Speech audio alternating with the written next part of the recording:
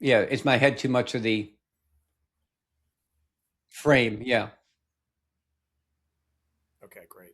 All right, we're live, right? We're recording? Okay, awesome. All right, fantastic.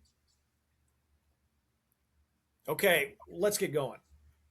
With us today is a very special guest, someone that's become a friend to both me personally, to John Gordon, my co founder, and to the team at Sound HSA. I would say over the better part of a year and a half. Mark Connors joins us today from Risk Dimensions, and Mark, you have I think steadily and with intention become a voice of reason and a voice of experience in the Bitcoin space over the last couple of years. I know we met here at Bitcoin Park, which is where I'm sitting today, which is it's Oh, always nice. great to be here in Nashville, Tennessee at Bitcoin Is that Park. the basement studio that Rod has set up? No, but we're going to record there here in a couple of weeks on another podcast. But yeah, I'm in one of the meeting rooms, Mark. And the cool thing about this place actually was a country music recording studio building. So every one of these rooms, these meeting rooms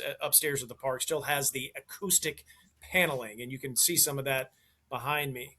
So really cool, and just a great meeting space for really anyone. But yeah, become a staple in the Bitcoin community for sure.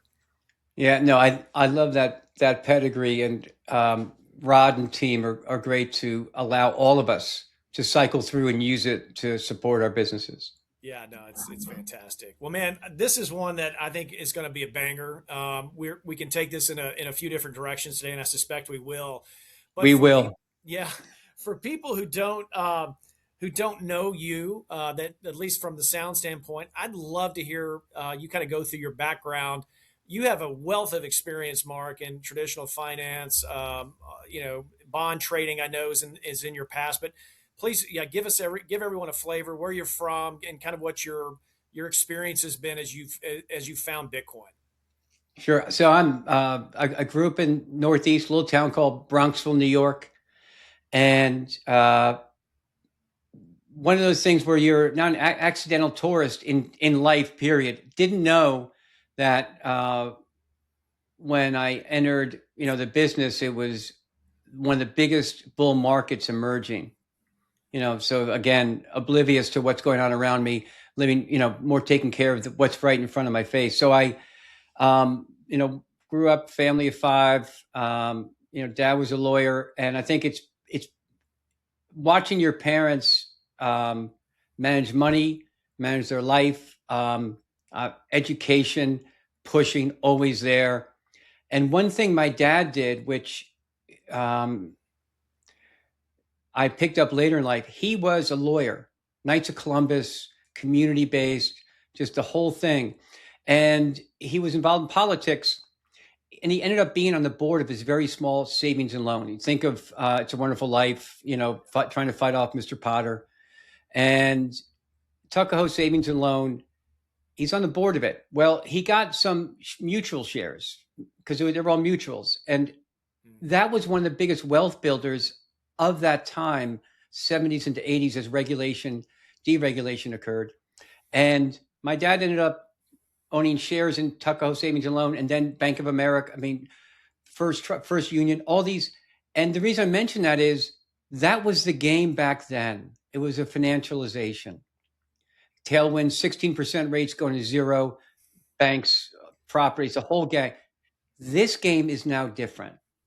We've, bled that rock out. I mean, only 5 banks left, like Canada, Stu. So I think my background is, I guess I was a student of the markets eventually, because I started pulling on threads and saying, how did my dad build his wealth? It wasn't from being a lawyer.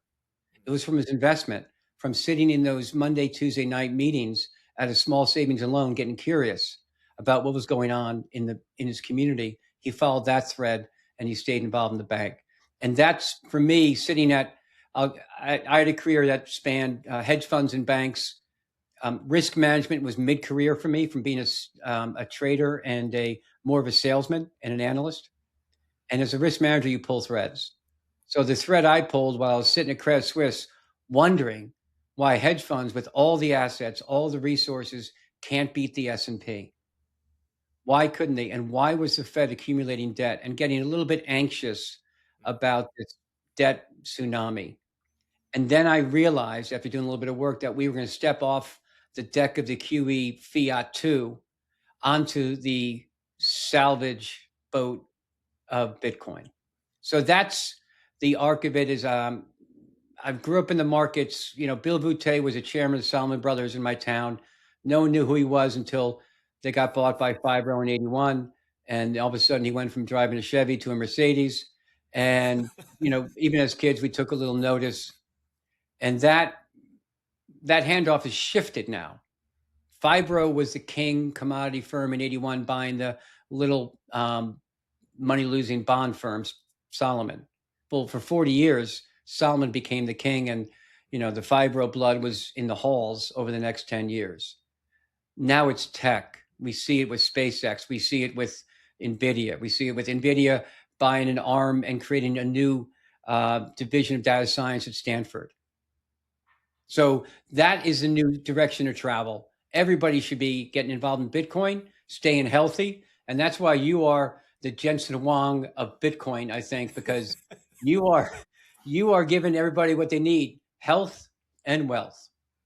Well, that's certainly what we're attempting to do and starting to do, Mark. I appreciate that those kind words, but um, certainly we'll get into Sound HSA in a little bit. Your comments about your dad, though, I grew up in a small town in Kentucky. My dad was a small business owner.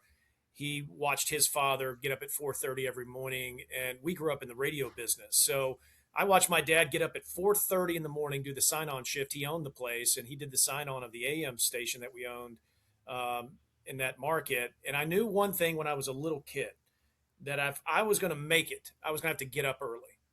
Like that was like, okay, basic blocking and tackling in football. It's like get up early, get up earlier before anybody else. And then it's what you do and who you surround yourself with, right? When you do get up early. And so those things came over time.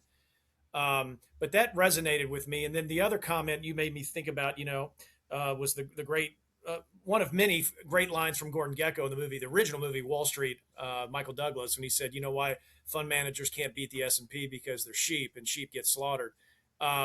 I am wondering what is the play? We have Bitcoin and we'll talk about that, but there is so much information out there for people to attempt to digest, especially with AI and all of the different components, the bottlenecks, you invest in those, trying to be, a single stock picker or a single sector selector in this environment, I think for most people is a daunting task. What do you think? It is a daunting task, and we have evidence of it. I've been in the markets a while. I have a podcast partner, Bill Mann, who's at Two Sigma. Before that, AQR, two pretty storied firms. He's a thoughtful guy.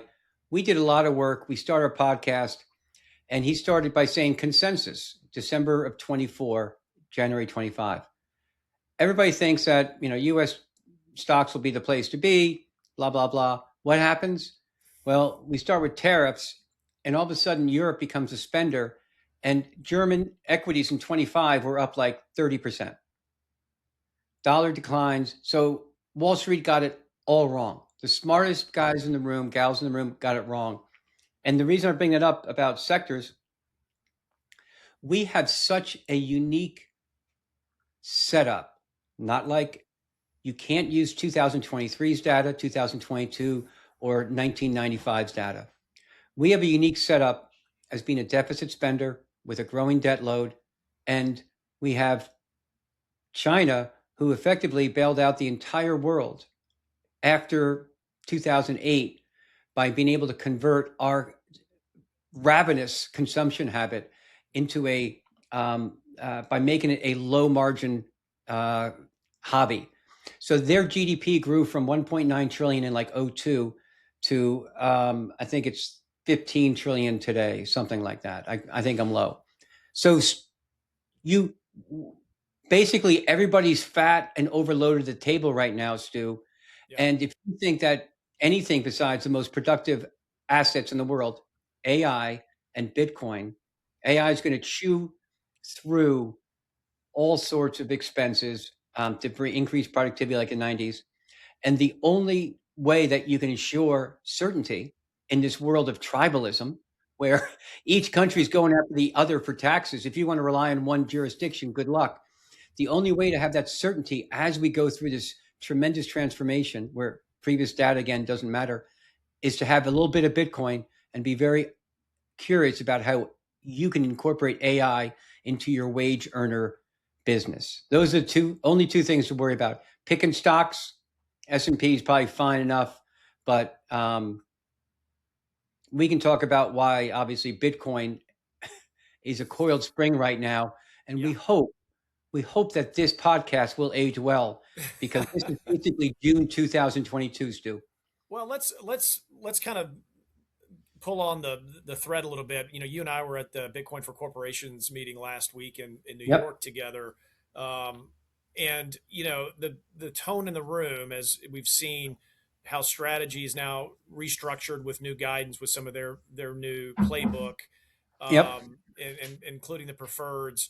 It just at that meeting, it seemed that to me there's still obviously a ton of interest. There's a tremendous amount of capital, you know, kind of bolstering these treasury strategies and these preferreds and probably things that are coming that we can't imagine. Where does all that fit in, right? If because if Bitcoin is the pristine asset, you know, of our lifetime of known human history, the best form of money, which I believe it is, then where do we sit with all of that? And we'll go into AI in a second, but I'd love to get your thoughts on that, Yep. because everybody's trying to figure out how to grab a yield on Bitcoin. But man, we've been down this road before, haven't we? Yeah. And they're playing to the audience. Yeah. When you said about people, about why aren't people acting a certain way, out of all the work I've done, and you know, as we've talked about, I have analysis, and I love data. I tell stories with data Yeah. and pictures. And as I marry that, let's talk about another period of transition. 2008, I was at a hedge fund, world's on fire. We had a bunch of money at Lehman, so we're leaking. Luckily, the performance offset that. But the story is everything's changing. Everyone was floating trial balloons on a Sunday to see how they landed on a Monday. Central banks, treasuries, everybody. So things are coming so fast. I had to bucket the world into three buckets: economics, markets, and players. Whenever a news piece came over, it went in one of those buckets. I would align it with the other in the category, try to look at them crossways, but I only went across three columns. There was an economic fact, there was a market dynamic, and there was a player with a new mandate. I bring that up because whenever Bitcoin for corporations, mostly US. I know we had the guys from, I know we had Meta,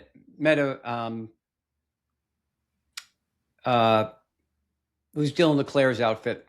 Oh, Metaplanet. Metaplanet. And I know we had some Swiss folks there. But here's the thing. Bitcoin is not about yield. Bitcoin is an emergent technology still. It is an emergent money, which means it's not a medium of exchange yet. It is a store of value. It has no counterparty risk. So right now, that's the animal you want to be involved with as it continues to expand. Out of all the work I've done, economics, markets, and players, you can have all the data in the world, the clearest path. But if the person's not ready to take the information, understand who your audience is. And the US is mature. We have a consumption rate that is just it's insatiable. It's unsustainable. And we cater to the wealthy, and the wealthy want their stack to make money, passive. Yeah. So they're going to take anything, even a pristine asset, collateral that is Bitcoin, and try to do something with it, try to layer it and issue preferreds against it, and hope that there's a stasis or a relationship. It's not going to happen. We have a lot anyway. So I think I bring up the Bitcoin for corporations point, or I'm glad you did, Stu, because the one aspect, again, Dylan LeClaire is a standout in my opinion. He came, I met him in 23, and his grasp uh, and his earnestness is Yeah. just fantastic in our space. He's a great, I think he's a great carrier of culture and of information. His number one graph, he said, look at our stock price, look at Bitcoin, and look at the number of shareholders we've had. Yeah. Yeah. And it's Japan. Japan knows how to do more with less. Japan knows about deflation and inflation as well as anybody. And they don't have a big consumption model. Yeah. They are savers. And what are they doing, Stu? Do you want to explain that graph, I guess, to the audience? I don't know if you remember it or if you were in the room for that.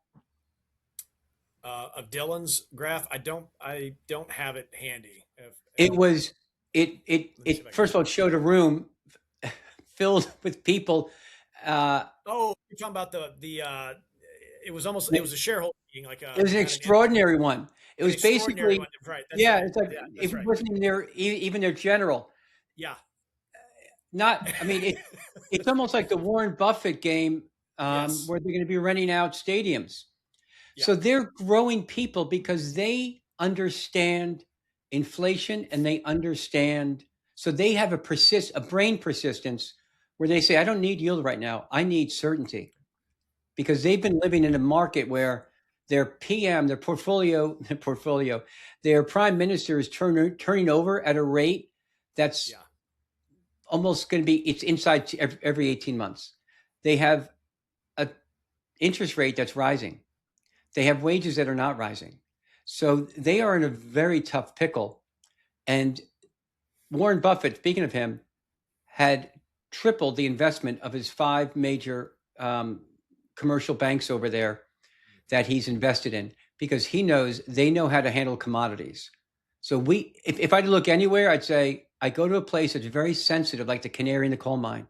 Yeah. And Japan is very sensitive to inflation.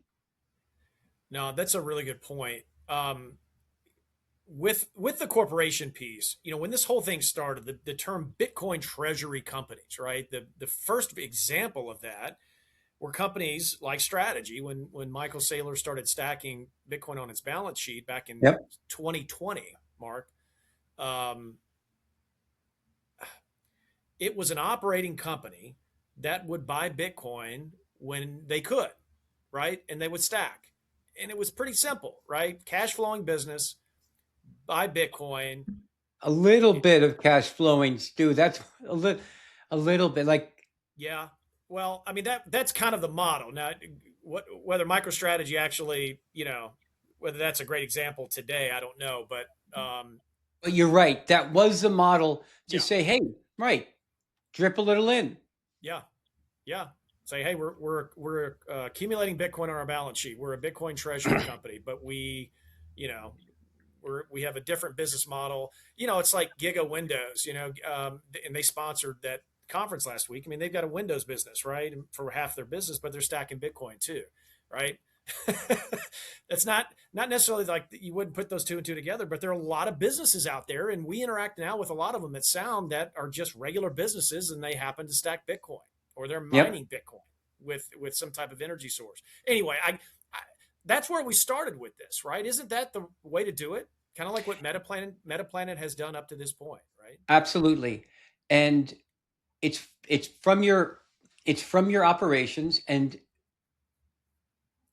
as a business, you want to have a very strong sense of asset liability management. So you have to carry the Bitcoin that you can endure the mark on. You don't want to do 12 to 18 month liability payments with your stack, period. You want to be looking at more of a 5 to 10 year horizon. And you want to, in my opinion, and that's through the 4-year cycle. And stack accordingly from operations. Now since I talked about New York and financial, we love financialization in the US. Yep. Banks are incentivized. It is a way to try to beat and cheat time. Well, it doesn't always work, obviously. Yeah. But that's why people will issue stock and just buy it in a way to my least favorite term. And in my opinion, everyone should have a flag go up when someone says it's just a flywheel. I'm like, well, how does a flywheel needs energy and what? Anyway, so Yeah. no, is it a business? Can you endure the mark? Is there an asset liability match? All those things have to bear out. Right. And so, thinking about Bitcoin, the asset, and traditional 4 year cycles. Um, I'm still on the fence on whether that because of where the mining subsidy and the reward is and is going forward that becomes less and less of a narrative. I think there's been a 4 year financial cycle at a macro level. I think it coincides with presidential cycles. I think there have been cycles in Bitcoin, but I'm not so sure that the traditional mining having 4 year cycle is material moving forward. What are your thoughts there, and where are we in It, I was wrong. Let's just say that. I thought we were going to have a more muted downside. We did. I thought we were going to have a bigger upside in last year, I did too. Yeah. and so off on both. Um, you can point to liquidity. So I agree with you that the mining subsidy mathematically just has a much different, is it much lesser headwind on the on it, less forced sellers, and so there has to be either other dynamics that we don't see, or a liquidity cycle that we are mislabeling. Michael Howell, who runs a Substack, a former Solly guy, focuses on liquidity a lot, and he'll say that the liquidity cycle's been truncated a fair amount. I think that's going to absolutely change, but sticking to the 4 year cycle, it's held.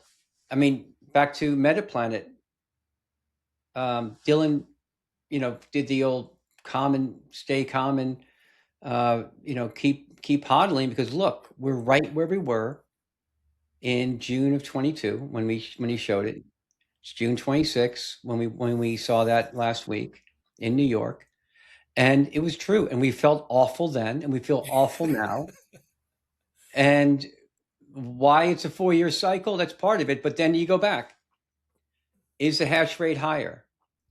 Are the sovereigns acting with any more fiduciary responsibility? Is their adoption increasing by a lot at the institutional level? Yeah. So It kind of comes down to this too. It's like, why is Bitcoin's price where it is? Well, yeah, I mean, there's a 4 year cycle at play. There's a lot of macro factors, but at the bottom line, whether there's actual fundamental triggers happening. The sentiment is down. AI has sucked all the oxygen out of the all room. of it, yeah. And it comes down to this: there are more sellers than buyers.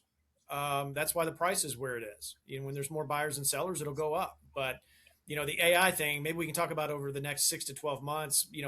Where do we see Bitcoin treasury companies, as a part of this? The ETFs, maybe sovereigns start to come in.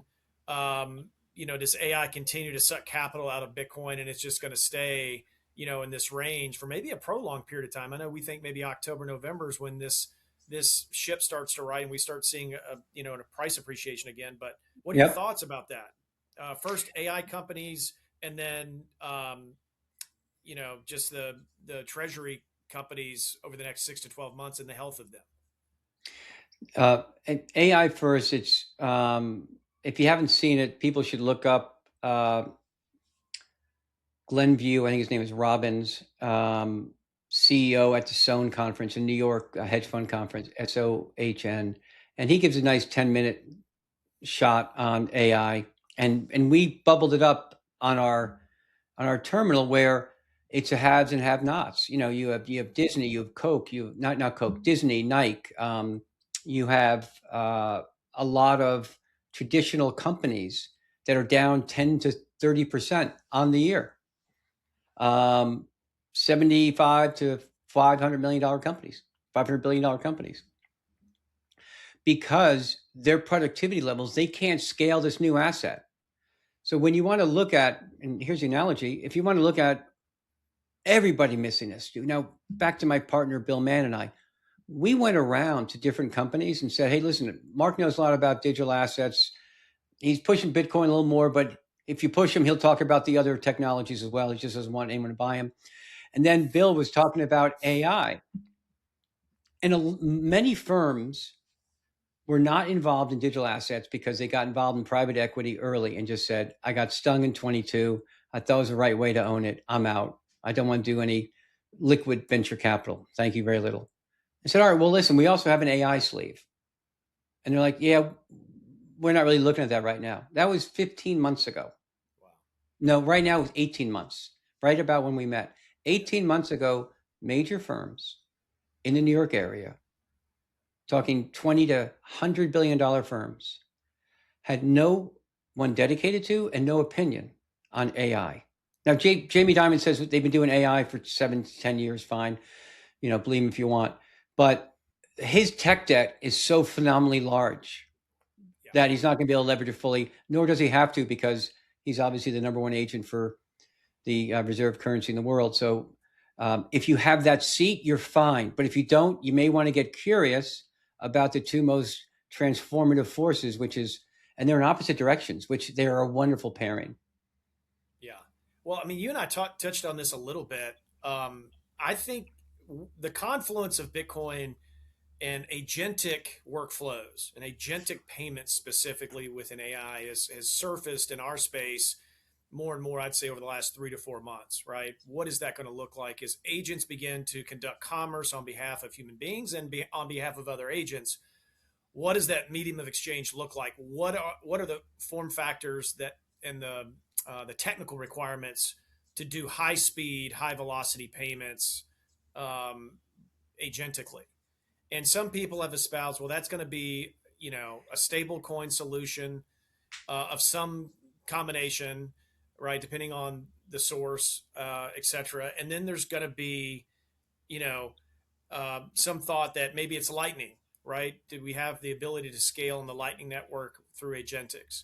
Is Bitcoin is the base layer, settlement layer, the savings account, maybe in both of those examples, right? As agents begin to conduct commerce, what are your thoughts there? What are you hearing, kind of, in your circles? So I'll say, as a first principles, no one can predict out more than 5 years, and I think that number has been pulled in because of the rate of innovation has gone so far. So for us to prognosticate, I'm saying that whatever information we have now, you have to use more of a systems approach than an information approach. So Lightning's been around for a while. I think it's a good demonstration of what's possible, but it is probably not the end state. It will be a second layer, I believe, on Bitcoin that we haven't fully fathomed yet. Yeah. And yes, back to my economics, markets, and players, Stu, we have a new sleeve in players called Agent. And its disruptive power, they will not choose stable coins. You have to look at their incentive structure.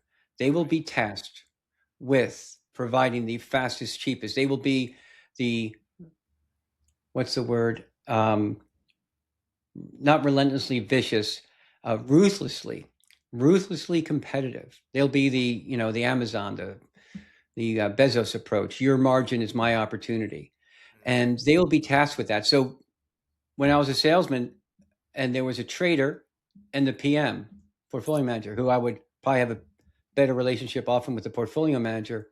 If the PM said, listen, good idea, just talk to the trader and work the order. I'm like, no. I don't want to talk to the trader, because all he wants to do is be ruthlessly competitive. You like me.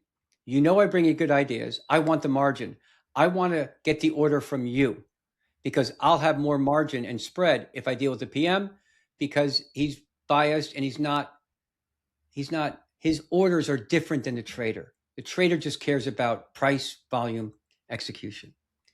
So that is why when we go to a purely agentic process, the marketing schemes, the salesmanship, it's going to be ripped down. It's going to be narrowed. 100%. And then the value proposition, that's why you got to start thinking now about what are you bringing to the game when the platforms start to shift. Well, that's, one of my old mentors said, if you don't bring much value to the marketplace, guess what? You don't earn much money, right? Marketplace, a free market, has always rewarded value. And so, how we have assigned value to ourselves as human beings is fundamentally changing. The skill set that a college grad, or maybe even somebody that's been out in the field before AI, it's becoming obsolete. I mean, the functions that you're using the technology for in your business, and maybe we can look at that here in a second. I'd love to see it. Um, but even in our own business, Mark, it's changing every day, and the work that would have taken me days to do, content creation, just financials, all of it, like it's done in minutes. You know, at least on a first iteration or draft, gets you pretty far down the road, and then you just have to continue to fine tune and get it right. But it's I think where you're going is, it's like, what's your value in the marketplace as a human contributor? And if you don't have at least a basic mastery of these tools to go in and create an agentic workflow, improve a process with AI in an existing business, I'm afraid you probably won't have. And if you're non-specialized, at least for a while, because intelligence is going to become a commodity. It is becoming a commodity. And when that happens at scale, I think everybody's on notice. Sales reps that used to form relationships, like in my business, I was a sales rep, scaling surgical device companies. Our surgeon relationships was, in addition to our clinical knowledge, was one of Critical. the greatest assets. Yeah. Surgeons don't want to get to know another rep. If they can completely make an informed decision on behalf of their patient and their practice using agentic information, and do it in half the time, they're not going to go play golf with their rep anymore, or go out to Yep. dinner. I'm already seeing it happening. They don't have the time. So back to your comments, like, where is the value assigned to human contribution if you don't roll your sleeves up and get very comfortable with this technology? Well, this is, and I'm going to take. I agree with you. I think we're in agreement on that. It's not new. The old days before, in banking, they used to be called 363 bankers, because Right. they'd borrow at 3 in the morning, lend at 6 in the afternoon, and be on the tee box by 3. So that game was over, and there's new games. Right. The advice, and this is, no one asked for it, so you guys can turn off the podcast now if you want. But the advice that I would suggest anybody, things are happening so fast that for you to figure out what game you should play, you should turn that curiosity inward and figure out what you do well, how you're wired. Take the Myers-Briggs test, do a lot of introspection, Yeah. seriously figure out why God put you on this planet and what you're good at. And then I think you will be drawn where in this new agentic economy your value prop goes. Because it's not going to be by saying, I want to go to, what's the consulting firm? I'll think if it starts with an A. Accenture. I want to go to Accenture. All right, well, their stock's down 30% in 5 days. Yeah. Biggest 5 day move, and it's accelerating since inception. Oh, I want to go to, Nike just said, just do it. They're down 20%. They don't have a model that is going to, persist with their current, their model's old. Their sneakers could be fine, but they got to make them differently. Yeah. So instead of going somewhere, Yes. everyone's platform's shifting and no one's built for this yet. Figure out what you're good at. And that's part of what we're doing with college mentors programs that we do, Stu. Yeah. And That's fantastic. and I think people are up for the game. It's really fantastic. It sounds soft and squishy, but it's the right path, I think. In a time of uncertainty, you get low to ground, which means gird your loins, get tight, figure out where you should go before you take your step. Yeah. No, I think it's spot on, and honestly, it's part of the reason why we stood up Sound HSA. I found Bitcoin in 2016 after spending 20 plus years in the device game, and neurosurgery and orthopedic spine, and I got a really good understanding of the clinical side of medicine, how to sell it to a doctor and to a hospital system. But you also had to become really good financially, with new technology. How is it going to sit as an economic value proposition with a hospital, right? Hmm. And so I quickly saw, and we kind of shared some of this maybe in Nashville when you were here. The more implants that our companies put in, the more money we made. So it was very much fee for service volume. And you look at in healthcare, we spend $5.3 trillion a year on healthcare in the U.S., and we're probably the sickest country in the developed world.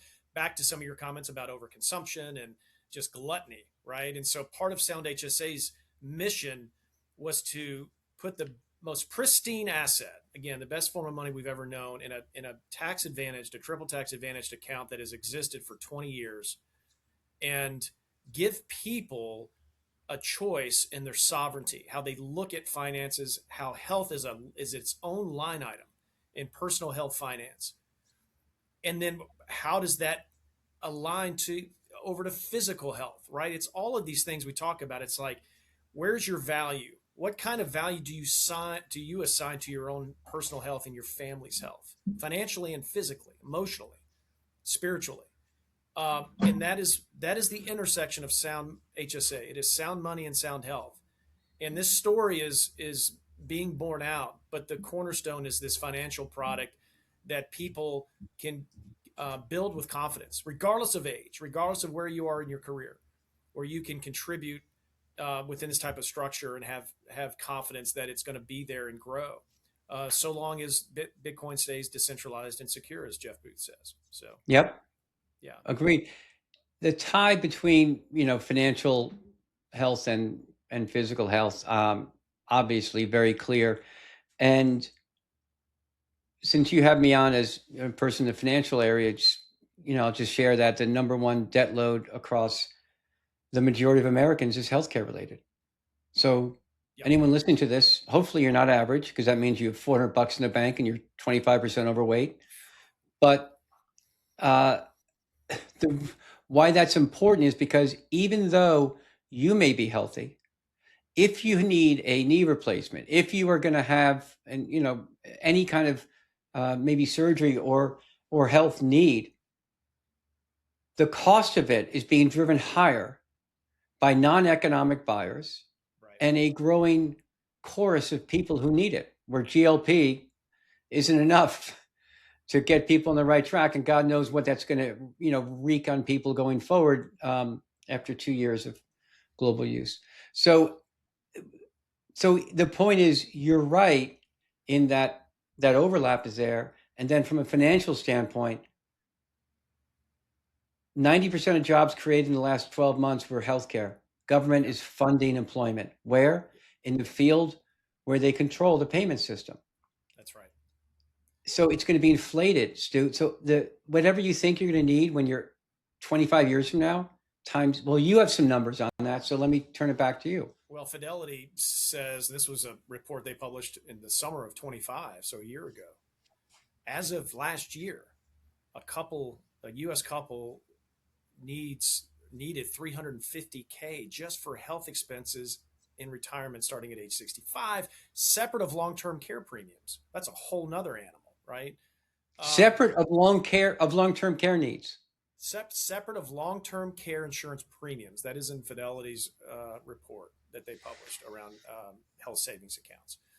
And so the fire alarm has been going off for a long time. And so when you look at something, and look, Mark, I think you're in phenomenal shape, right? I mean, you've taken care of yourself, and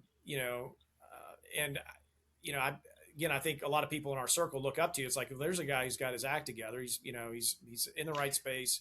And folks, he's holding back the part that he's old. Look, he's old and he's in pretty good shape. But no, I'm just saying, like, you are battle tested from a career standpoint, and there's a deficit of mentors. I'll go ahead and say it, especially for young men in our country. And yeah. And so I look to you, and I know a lot of people younger than I am look to you and say, okay, there's a guy who's done a lot of things right. He's made some right choices and continues to do that. And I think, putting yourself, health is not binary, by the way, right? We can do all the right things, and sometimes we just get a bad card, right?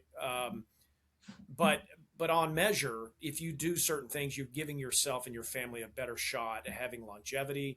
I think the technology will aid all of us, over the next 10 to 15 years. Um, but again, I think people need to have low time preference. You need to weigh the consequence of action, both physically and even when it comes to preparing financially for future health expenses. And we had a conversation with a 30-year-old this morning, actually, in one of our intake calls for Sound HSA, and he's like, "Well, I'm 30. I'm getting ready to get married, and he's thinking about." And he's a Bitcoiner. He's like, "Man, I just want to stash away some Bitcoin in this instrument and not have to think about it for 20 years." And I'm like, "Dude, that's great." But he suspects what's coming, and it's just interesting to hear someone much younger than I kind of thinking through those things. That's great. And to have that the temperance, as you said, the short time preference, which I still have to go back in my head. Short time preference means that I put low emphasis on time, Yeah. and it's and you mentioned the 30-year-old. I think in mentorship, this people coming out of school don't have mentors. No. Teachers, I mean, kindergarten teachers, when a kid's crying, can't touch them anymore and try to give solace. Right. So there's a bit of a mismatch of, or just a lack of mentorship and stewardship Yes. in this. And I'll say when it's offered, when Bill or I work with entrepreneurs or work with some of the college students and the interns. Yeah. First of all, open to criticism, and we're not holding hands here. We're giving instructions. We're asking to be followed up. We will talk to them individually when it doesn't happen. We'll talk to the group and praise the group, show them all the right model, how to work with a team, and they respond. Yeah. It's not like, people are saying the snowflakes and all that stuff. I'm like, I've seen it once in a while, not with anyone who says I'm ready to work. They want to work. And so I agree with you, and it's wonderful to see. And it doesn't sell clicks when you give positive comments because it doesn't get the dopamine amygdala rush. Right. But we're telling the story. I've seen it. I'm way bullish on the youth. I have two boys who are starting their own business, two guys who are gig workers, and again, way bullish on it. And it's classical. It's the hero's journey, and everyone thinks the hero's journey is winning the Super Bowl, but the hero's journey is spending 5 years having everyone tell you you're wrong. Hello, Bitcoiners. And then you've done the work, and you know that you don't get paid every day. Right. Touche. Yes. But you get paid for re-examining your thesis. Am I wrong? Has anything changed? Yeah. No. All right. Bite the bullet. Stay home for dinner again this week. Whatever you got to do, Yeah. No, and I think too, a lot of this, as you mentor and you give advice, and I'd love to see what you're working on. I don't know if we have time for you to maybe share your screen, but being vulnerable enough, at different points in your life to realize that you might need some help, right? With whatever, right? And you don't have everything figured out. And I think we don't have enough of that. We talk a lot about it in circles about, hey, it's okay to be vulnerable. But like, really, I mean, to really understand that it's okay that you don't know everything, because guess what? You don't. You being in general, all of us. Yep. And to recognize that in other people, that everybody's dealing with something, whether they want to tell you about it or not, or show you or put on, some type of, facade. But, this is not easy. Being a Bitcoiner is not easy. Studying requires, it requires discipline. And one of my old football coaches used to say, "Hey man, everybody wants to win on Saturdays, but nobody wants to practice on Mondays. Who wants to practice on Mondays? It's great that you want to win on Saturday, but what are you willing to do during the week to prepare to win?" And I think about that all the time. When you start feeling sorry for yourself, especially, it's like, okay, I got to go to work. What am I doing to help somebody else? So anyway, can you show us what you're working on? I mean, you've kind of talked about it. I'd love to see if you've got something you can share with us. It'd be awesome. Well, thank you for that. That's like asking someone back from vacation, "Can you show me your slides?" It's like, oh, okay, I have them right here. No, because I think it's germane to what we've been talking about, and so I think it'll be helpful. Yes. So what Stu's talking about, he's kindly asked me to show it. This is something that I created because Bill, we were doing our own podcast and I'm doing my own presentations, and I was rendering everything in Excel, having me to do it over again. So I found out, literally, this is only the last 9 months, how to use Claude, Codex, etc., to attach to an existing data set like FMP gives me live data. I've created over 75 database tables. I've created a look at global markets, a look at global financials. We're not going to go over that, so that every company I can look at, compare it to another, and get a quick and dirty. Back in the old days as a salesman, the most popular person on the desk was the 27-year-old who knew just enough to be valuable, but wasn't expensive enough to want his own seat. So he traveled around the floor and did quick and dirties, one pager on a company that helped you sell 10 million bonds.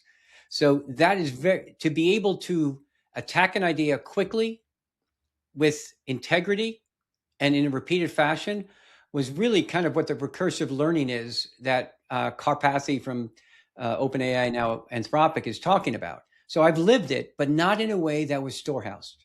Yeah. So that's what I've done. That was a model that I'm now using, is taking all these experiences in. And so I'm a top-down, bottom-up guy, categorical, and then thematic, and then idiosyncratic on the way up.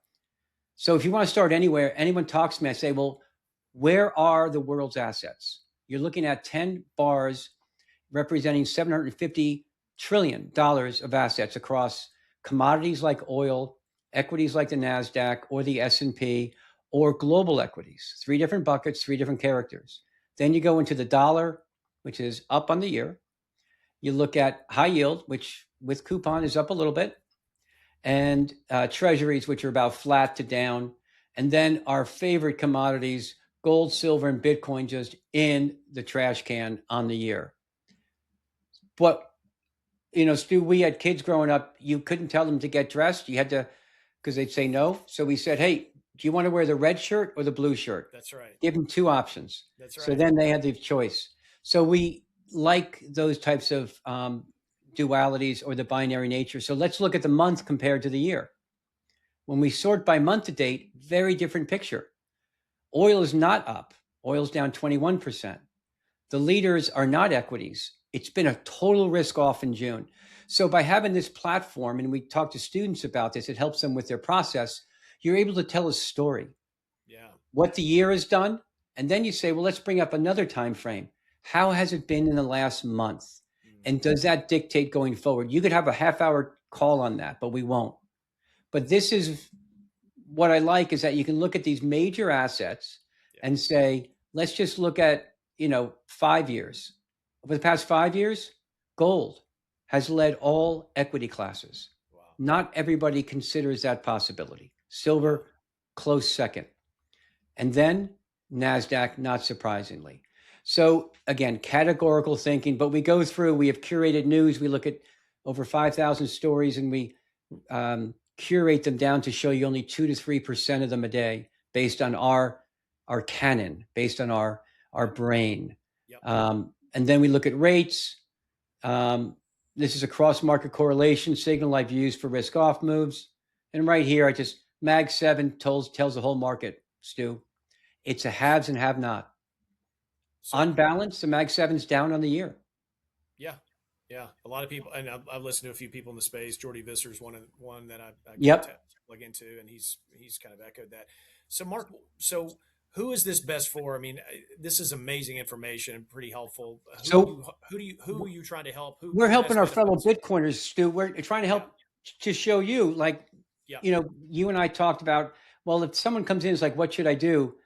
I also have this portfolio analyzer that says, you pick the time frame, and we'll look at if owning outright or rebalancing Bitcoin against a regular 60-40 portfolio makes sense. Does it make sense from a, yes, you make more money, 55%. I don't know if people can see that, versus 47%. And over this time period, when you're rebalancing Bitcoin was only up. Oh, let me go to here. Watch this. What we like about this is that it's not a research report. You can have your clients say, hey, can we look at it this way or that way? I think you're picking different time frames, which I just did. Mm-hmm. I picked a time frame from March 21 to March 26, where Bitcoin was only up 13%. This purple thing, look at it undulate around bonds and equities. Yeah. And yet, even though it was only up 13% over 5 years, if you rebalanced it, you still made more money by having Bitcoin as opposed to not having Bitcoin. Isn't that amazing? Because you're harvesting the volatility. So we, again, I understand. Yeah. I'll cut it there. No, it's great, man. By ordering data, Mm-hmm. you as a practitioner have a stable of information, Yeah. and you're able to surface it in a way that you think makes sense, but you can respond to your client, your teacher, your colleague, your family in real time and invite them into the process. That's what AI has done magically, which is to animate this in a way that I think is just much more impactful. That's amazing. I mean, it's a self-help tool, but are you offering like advisory services to like help Yes, people kind of, work through the process, or what's all that look like? we give it, use it as yourself. If you subscribe to our Substack, you get a pretty high level. So it's rendering of all five. I only showed you two verticals. We call it Kestrel. And what we're doing though is we're talking to RIAs to say, how uniformly does your sales force, your advisors understand the products that you offer, tax, trust, et cetera, Right. and how they fit into these themes, AI, tariffs, debasement, whatever you want to talk about. How does the research, and we have this, we haven't gone into it, this brain, this coach, where you ask it questions, it goes through all 75 tables. It looks at all of the curated news and events and IPOs and economic releases and your firm's research. And it says, level 1, 2, 3, how do I want to respond? And it makes you smarter, faster, and your client can use it too. So we're trying to flatten the distance between, as you said, intelligence, client engagement, because your clients are being pitched. They're all trying to cut costs. And if you can't come up the curve and deliver more of your firm's value quicker, better, we think you're going to lose the order. Yeah. So that's what we're trying to do. That's amazing, man. Wow. I mean, I know tools not like yours, but similar, adjacent, are being built up, and I mean, it's amazing what can be created. And really, it's someone who's got your experience to be able to design the actual features that really matter and that could truly be added to someone's approach and kind of thesis.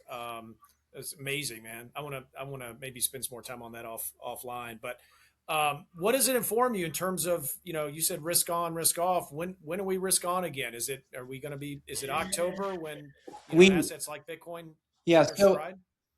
I What's your think beta Bitcoin's saying?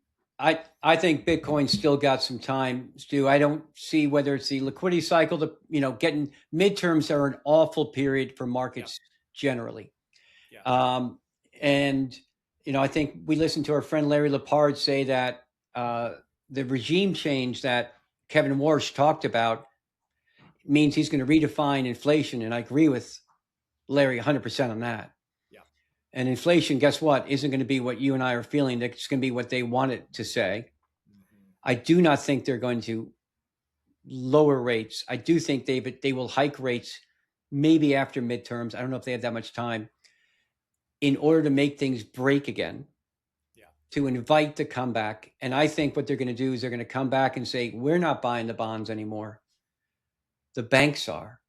The distributed network are buying the bonds to reinforce them. We think that's a better way. It's America first, and we don't rely on China. So we're going to base ourselves at the bank level. Yeah. And it'll be risk on, like you read about. It's on like Donkey Kong, as we said. Right. Yeah. So right now, great time to stack. Great time to stack. Don't use leverage, my friends. That's not financial advice. That's common sense. In a very volatile period where even Mag 7 are being split down the middle and cleaved like a piece of meat on a butcher board. It's a good visual. It's a very good visual. Well, hey, why don't we close it with that? This has been amazing, man. I feel like it's just been kind of a fireside chat, and we covered a lot of topics. But we need to do this again. I don't know when you're going to be back in Nashville. I'm not sure when I'll be back up to New York, but yeah, would love to see you again and sit down and check in. Well, we will for sure. And also for folks, I use Sound HSA. I couldn't wait to get my to drop my Bitcoin in there, Bitcoin Plus. And gosh, I agree with your 30-year-old person who's wise beyond their years about not worrying about it. Holy moly. Yeah. That statement will age well. I know that. Yeah, I mean that's kind of the hope for this, for a younger generation, that we can help educate and arm with really good information. So, Mark, thanks again. I just really appreciate you, and thank you for your friendship and your wisdom, man. You bet. A Talk lot soon. of fun. Well done. Thanks for having me on, Stu. You Say got hi it. to Jonathan, please. I will. Cheers. All right, hang on for